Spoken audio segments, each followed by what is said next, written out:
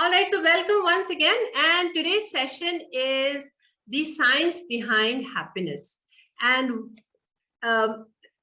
the happiness is very, we think that it is only of the mind, right?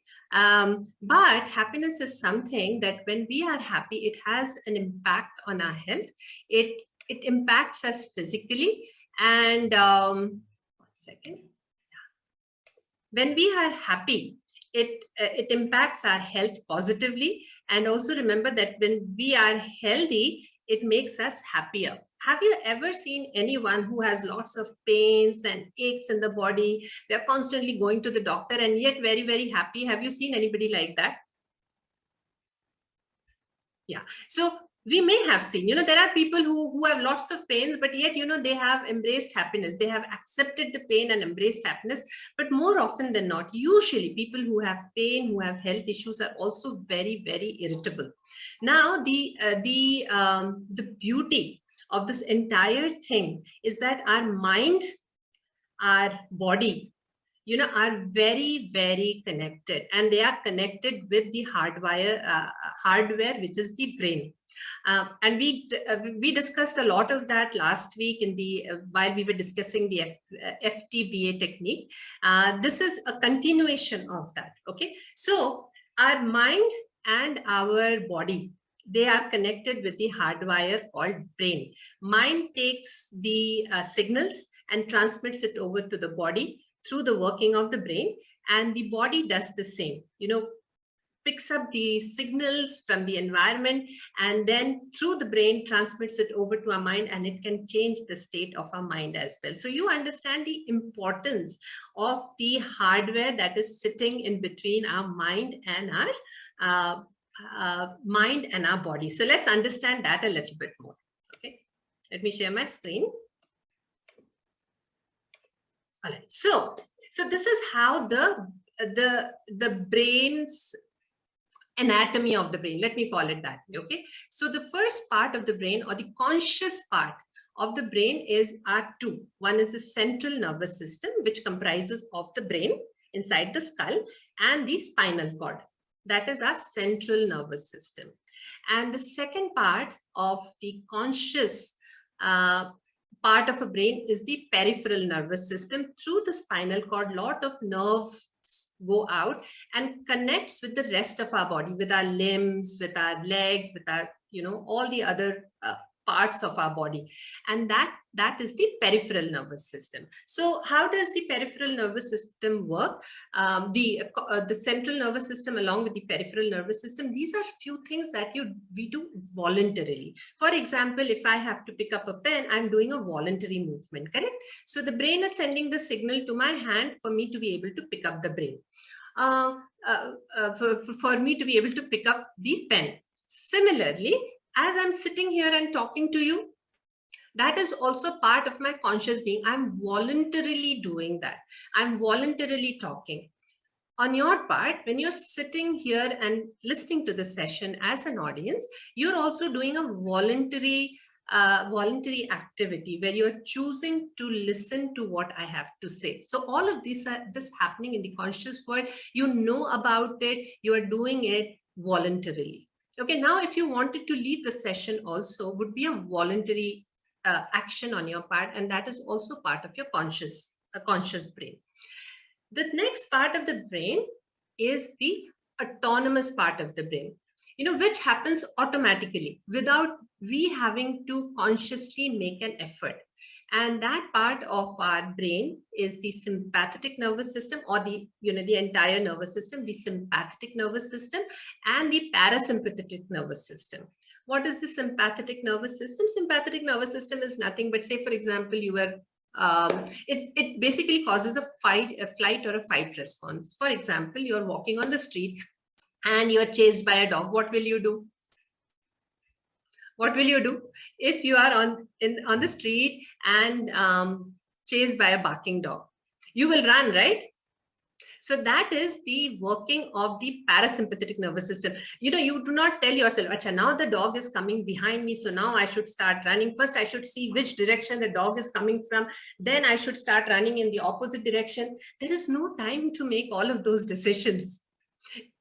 Brain sends reaction, the response immediately run in the opposite direction. Okay, so that is the working of a parasympathetic nervous system. The another one is the sympathetic nervous system. Basically, when you are excited, you are in fear, or you are in very good mood, all of that is part of your sympathetic nervous system. Parasympathetic is which continues to happen at a slow process when you are relaxed, when you are not excited, when you are not stressed out. And what would they be? They will be the working of your heart, digestive system. See, even when you're sleeping, your heart beats, right? When you're sleeping, even if slowly, but your digestive system is working.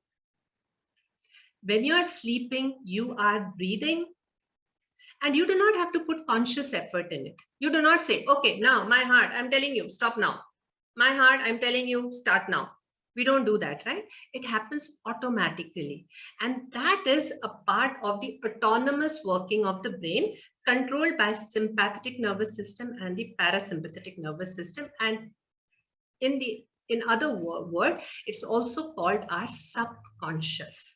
Okay, it is so ingrained in us through years of adaptations, that now it just happens automatically. And what is the connection between our conscious and the subconscious world?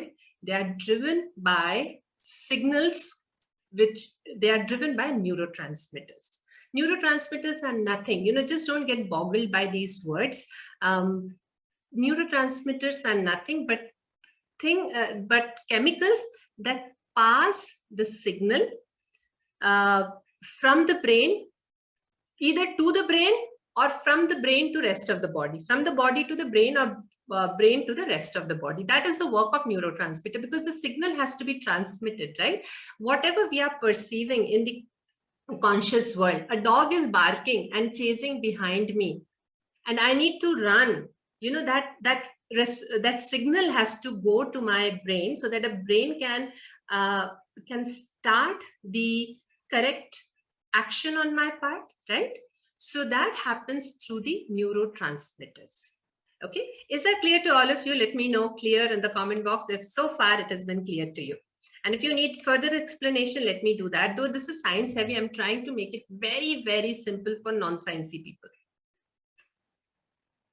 Clear so far? Yeah? All right, great. Okay, now getting into. So then let's talk about some of these neurotransmitters or hormones. Okay, hormones are created. So they are interchangeably used as, either hormones or neurotransmitters, both of them, the names that you're going to see now.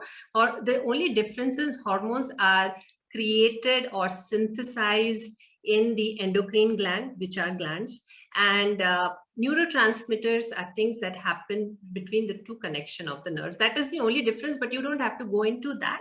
All you need to know is these are hormones and neurotransmitters are chemicals that pass on the signal. Unka kaam hi hai to take information from one and transmit it over to the other. Okay, so the first one, and I'm only going to talk about the happy hormones and the neurotransmitters which are going to generate happiness in our body, because today's session is about happiness, right? We are going to understand the science behind happiness, and by learning that, what are we going to do? This knowledge is not enough. We will understand what kind of actions can we take such that we become happier in life. Okay, so that is the goal of today's session. So let's see. So we have to start understanding what are the different neurotransmitters and hormones. The first one I'm going to cover for you is dopamine. Many of you would have heard about dopamine, right? Now, dopamine gets released in our body whenever we accomplish something, whenever we get appreciated for something, and that gives us a very happy feeling. Now, if you see people who do not get appreciated for their work, people who are not accomplishing anything in life, they have dissatisfaction in their life. Have you noticed that? They feel that I do not have a purpose, I don't know where I'm going. So getting appreciated makes us feel good. Have you noticed yourself when when you have shed like 10 kgs, 20 kgs of weight and you look good in clothes and people start appreciating you? How do you feel? Do you feel good? Yeah. Yes. So that is when we feel appreciated, uh, uh, not just for looking good, but also when we accomplish something and people congratulate us. For example, our Hall of Fame members, when they achieved the Hall of Fame and we appreciated them, they felt good, right? And that is about accomplishment. When we get appreciated, when we accomplish something, dopamine releases and dopamine makes us happy. It is also one of the happy hormones in our body. Okay, now, so what can we do to have more and more dopamine? What action should we take? The actions that can generate more dopamine in our body is learn something new every day. Learning, when we learn something new, it is also an accomplishment. When a child has learned 1 2 3 and now learns 1 plus 1 is 2, for the child it's like a aha moment. Oh my god, I did not know if I bring one finger and another finger together it will become two fingers. There is a lot of, maybe a child is not able to express it, but all of those bulb on moments are happening for the child. And when we learn something new, we feel good. Learn a new skill every day, because that also comes as a part of accomplishment. And a new skill could be, I'll give you one example, which I've seen in my personal life. My father-in-law, when I got him a new mobile phone, it was a smartphone. For the longest period of time, my father-in-law wanted to use the feature phone. Okay, he will not go for smartphone because he said, Ruma, I'm technically challenged. I cannot do all of this that you do, Facebook, and I don't need all of that. But once I got it to him, he started learning different things. Number one thing that he learned was how to transfer money. And he was so happy, so excited. And who was teaching him all of that? Learning to do Google Pay, Phone Pay, and all of that. His grandchild was teaching him that. And he was so happy, I've learned, and he would come and show me. The day he could send a photo, a photo through WhatsApp, he was so excited. Now I can send photo, I can see my SMS, I can send an SMS, and he felt so happy. So the day when you learn new skills, that also gives you a feeling of happiness because it releases dopamine. The next one is pick up a new hobby, dancing, singing, gardening. That also gives a rush of dopamine. And do well at your work. Whenever we get recognized at our workplace for our accomplishments, we get promoted at workplace. Or if you're not working, you are an entrepreneur, business person, you're doing well in your business, more people are appreciating you, there is a dopamine rush. So do all of this every day. Look for ways in which you can accomplish something so you get appreciated and you will have higher dopamine in your body. The next one is, now everybody who understood dopamine, clearly write dopamine in the comment box, please. If you understood the work of dopamine, write dopamine in the comment box. And if you did not understand, I will explain again. All right, great. Excellent. Okay, next is endorphins. What are endorphins? Endorphins are natural pain relievers which get generated in response to stress like exercise. And the stress can be a positive stress also. Say, for example, at your workplace or at your business, there was a challenge that you had to overcome. There was a customer issue that you had to overcome, and you put in a lot of hard work, extra effort, and you could overcome that challenge. Many people from the IT industry will understand what I'm talking about. Even the doctors will understand that, because you have a patient right in front of you with a lot of problems, and you were able to solve the patient's problem. That is when it causes the rush of endorphin as well, because that stress that you went through in order to overcome a certain problem, it gives a rush of happy hormones called endorphins. And let me tell you, even exercising gives rise to endorphins. How many of you will endorse that once you did the exercise, you started feeling good? I want to see some show of hands, please. Let me see. Yes.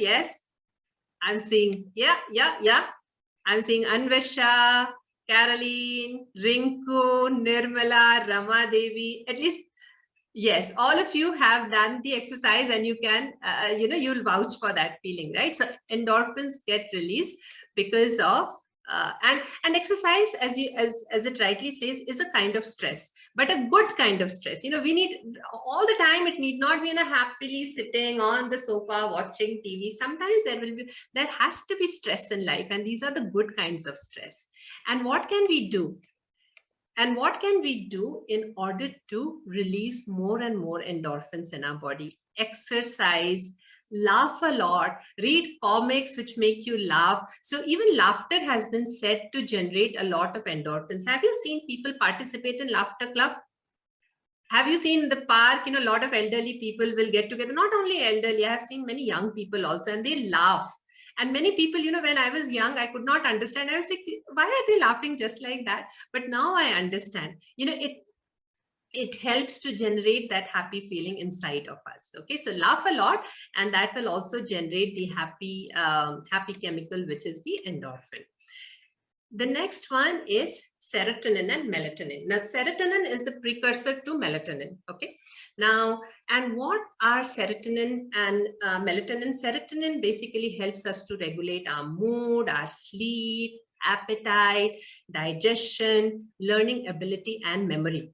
These are the work of serotonin. Melatonin helps our body to relax, calm down, so that we can get good sleep. Now, you have to be a little careful with this, okay? What can impact the work of melatonin is blue light. And where does blue light come from? It comes from your laptop, it comes from your mobile phones, a TV. All of these emanate blue light, and it can start interrupting the work of serotonin and melatonin. Okay, now you need melatonin in order to start relaxing and fall asleep at the right time. And hence many people, researchers will start telling you now that right before bedtime, switch off anything that emanates blue light. If you're someone who likes to read a lot, try to invest in something called a Kindle. Okay, Kindle does not, if you're someone who's a digital reader, who reads a lot on, instead of books, you read a lot on laptop or mobile, I would recommend you to go for Kindle, because it does not reflect blue light. iPad, tablet, mobile, all of these devices will give blue light. Or if you are someone who is into reading, then you can read the hard books also, okay, before bedtime, but reduce the working of, reduce the blue light so that it does not interfere with your sleep. Now, serotonin is also something which will, serotonin and melatonin both work together to regulate your circadian rhythm. What is a circadian rhythm? Let me stop sharing first. Let me explain first. So circadian rhythm is our body's biological rhythm, biological clock, which wakes up with the sunrise and which starts slowing down with the sunset. Basically, it tells our body, now you be active, now you be, now you be active, and now you start slowing down. Basically, it controls and regulates our circadian rhythm. And if they work well, you will be able to sleep on time, your digestive system will be working fine, you will be in complete control of your hunger and craving. You will be, when you wake up next morning, if you are in bed, if you're not a person who stays up very late watching TV, watching Netflix, watching YouTube, doing Facebook, doing Instagram, but you are someone who is every day going to sleep at 10:30, the next 10 to 10:30, next morning, you will see when you wake up, you'll feel very refreshed. You would have gone through all the sleep cycles, which makes you feel that you've gotten good sleep, and which will also help you retain a lot of things that you have learned through the day. And when I say learn through the day, it is not just things that you have read in books. It is also things that you have experienced and you have learned from your experience. It helps us retain and compose those set of information. Okay, so so we need to make sure that we are setting our circadian rhythm right, so that we have good sleep in the night. Because if we don't, then a lot of the things, your digestive system will be out of place, your craving, hunger, cognitive abilities, all of that will fly out of the window. So how do we then keep our serotonin and melatonin levels in check? Number one, get sunlight.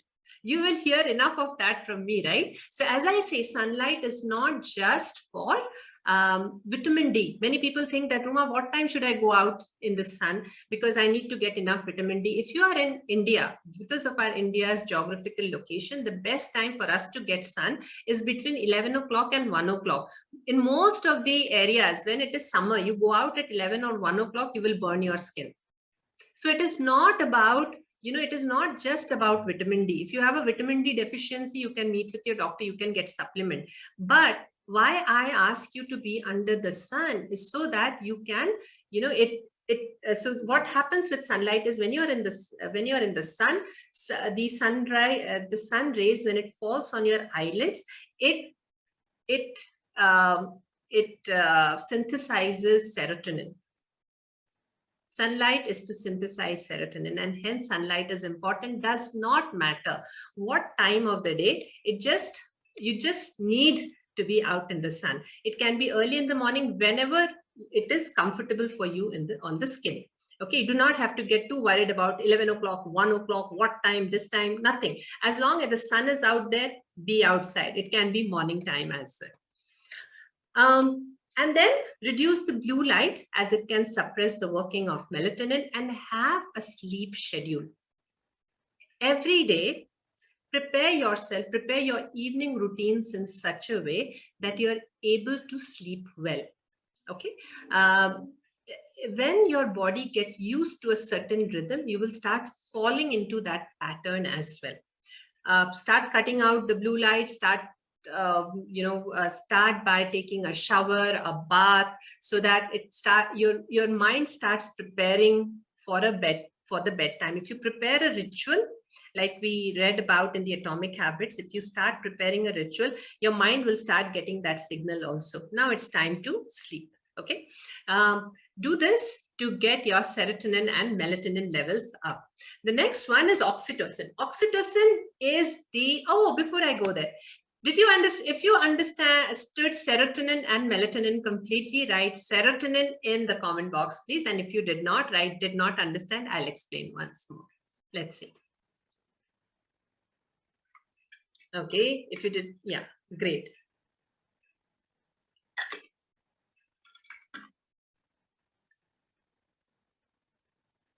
Wonderful. So the next one is oxytocin.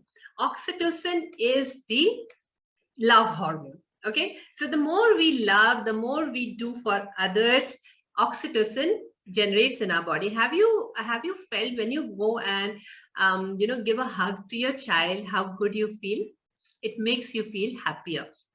So in order to get that happy hormone, more of that happy hormone, the actions we must take is hug your family. It can be anyone. It can be your father, it can be your father-in-law, it can be your mother, mother-in-law, children, husband, whoever that be. Jadoo ki jhappi always works. Give in charity.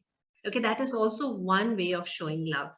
And you have seen, usually people who do a lot of social work, they have a different level of happiness altogether. Not only have they made it a purpose, but because they are doing a lot of charity work, lot of good work, social work, they feel happier inside. Spend time with your family every day, and develop happy relationships. Develop friends, family members, extended family members whose presence in your life brings happiness in your life. And when you start loving more, you will have more oxytocin in your body. So these are your actions for increasing oxytocin level. And the last one, okay?